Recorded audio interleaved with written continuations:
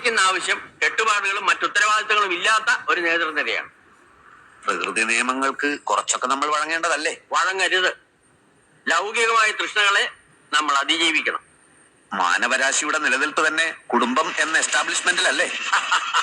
വിഡ്ഢിത്തം. എല്ലാ എസ്റ്റാബ്ലിഷ്മെന്റുകൾക്കും എതിരെയാണ് നമ്മുടെ യുദ്ധം. ഭാര്യ ഉണ്ടാവുക, കുഞ്ഞുണ്ടാവുക, അതൊക്കെ നമ്മുടെ മനസ്സിൽ സ്നേഹത്തിന്റെ വിത്ത് മുളപ്പിക്കുമെന്ന് എവിടെയോ വായിച്ചിട്ടുണ്ട്. അത് വരട്ട് തത്വവാദമാണ്. സഹജീവികളെ, തൊഴിലാളി വർഗത്തെ സ്നേഹിക്കാൻ ശീലിക്കുക. തുറന്നു പറയാം, അടിസ്ഥാനപരമായി നമ്മുടെ പാർട്ടിക്ക് കല്യാണം ഇഷ്ടമല്ല.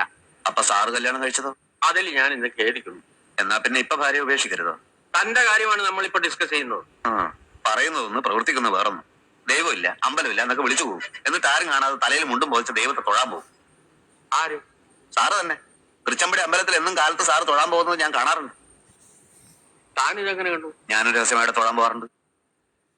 എന്നാലേ ഇത് തൽക്കാലം നമ്മൾ രണ്ടുപേരും മാത്രം അറിഞ്ഞാൽ മതി. താൻ വേണേ കല്യാണം കഴിച്ചോളാം. പക്ഷെ ഒരു കാര്യത്തെ തനിക്ക് നിർബന്ധം വേണം. എന്ത്? നമ്മുടെ പാർട്ടി നയങ്ങളെയും ആദർശങ്ങളെയും ബഹുമാനിക്കുന്ന ഒരു പെൺകുട്ടിയെ വേണം കല്യാണം കഴിക്കാൻ. അപ്പോഴ് അങ്ങനെ രമണ ഈ വൈരുദ്ധ്യാത്മക ഭൗതികവാദം എന്ന് പറയുന്നത് പലപ്പോഴും വൈരുദ്ധ്യാത്മക വയറ്റിപ്പിഴപ്പുവാദമായി മാറും.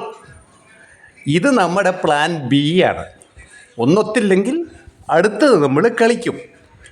ഇപ്പോൾ നമ്മൾക്ക് ഗണപതി ആരാണ്? മിത്താണോ? അല്ല, ഗണപതി മുത്താണ്. മുത്ത്.